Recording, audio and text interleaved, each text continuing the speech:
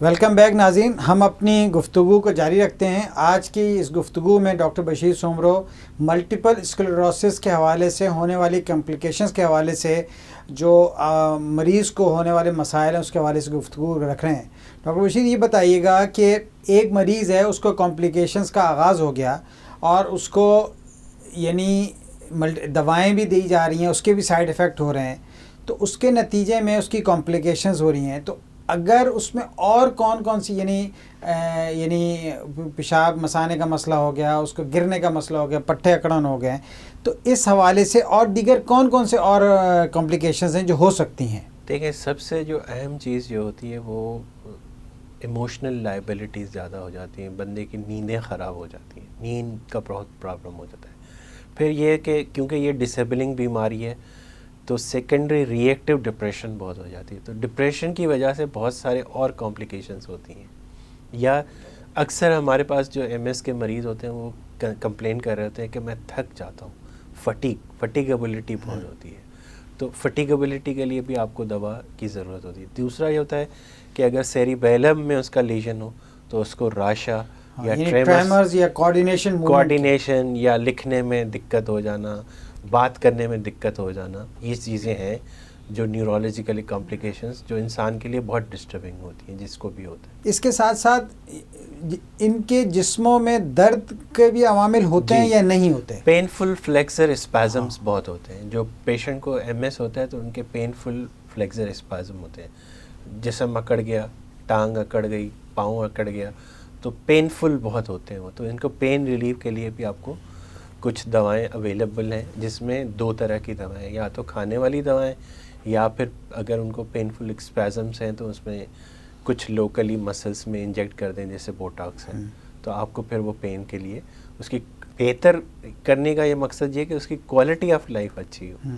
دوا دینے کا مقصد یا دوا لگانے کا یا انجیکشن کہ بندے کی جو افیکٹڈ ہے اس کی کوالٹی آف لائف کو بہتر کرنا ہے، تاکہ وہ انڈیپینڈنٹ رہے، موبائل رہے اور کیئر گیور پہ برڈن نہ پڑے۔ اور ساتھ ساتھ کیونکہ آپ کو پتہ ہے کہ یہ ایم ایس کی بیماری جو ہے وہ لانگ ٹرم چل رہی ہوتی ہے، تو اس میں آپ کو فائنینسز کا بہت رول ہوتا ہے، تو فائنینسز بھی آپ کو بہت سارے چاہیے ہوتے ہیں، تو اس لیے اسپیسیفک جو اس کا کمپلیکیشن ہے اس کو دور کیا جائے تو بہتر۔ اچھا، جیسا آپ نے بتایا کہ اس میں پین اور موومنٹ کا مسئلہ، کوارڈینیشن کا مسئلہ اور فٹیگ کا مسئلہ ہو جاتا ہے، وہیں چونکہ ظاہر سی بات ہے یہ بیماری عورتوں میں زیادہ پائی جاتی ہے، تو اب اور مردوں میں بھی ہوتی ہے، تو ان کو سیکشول ڈسفنکشننگ اور اس کے حوالے سے زچگی کے حوالے سے بھی مسائل ہوتے ہیں۔ دیکھیں، جو سب سے جو اہم چیز یہ ہوتی ہے کہ اگر اسپائنل کسی کو لیژن ہے ایم ایس کے پیشنٹ کو، ایون میلز کو،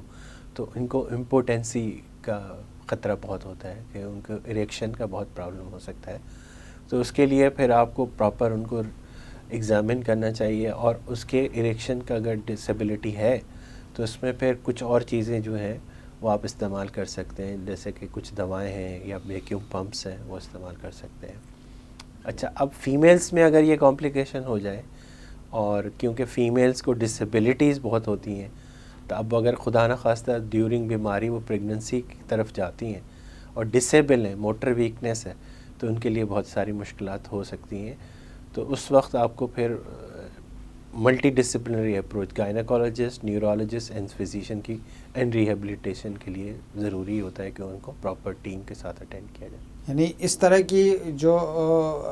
کمپلیکیشن اگر مریضوں میں آ جائیں تو ہمیں لازمی طور پہ ملٹی ڈسپلنری اپروچ کے تحت جانا چاہیے، اور اس کے تحت یہ اس بیماری میں چھپانے والی کوئی بات نہیں ہوتی کہ آپ نے چھپا دی بات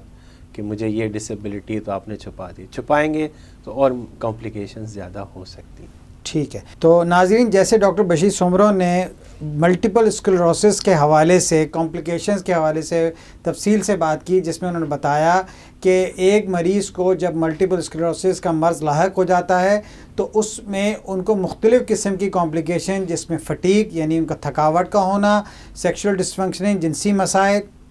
اس کے علاوہ موومنٹ ڈس آرڈر جس میں ہاتھ حرکات اور ٹریمرز اور راشے کا ہو جانا، کوآرڈینیشن موومنٹ کا یعنی کہ ان کے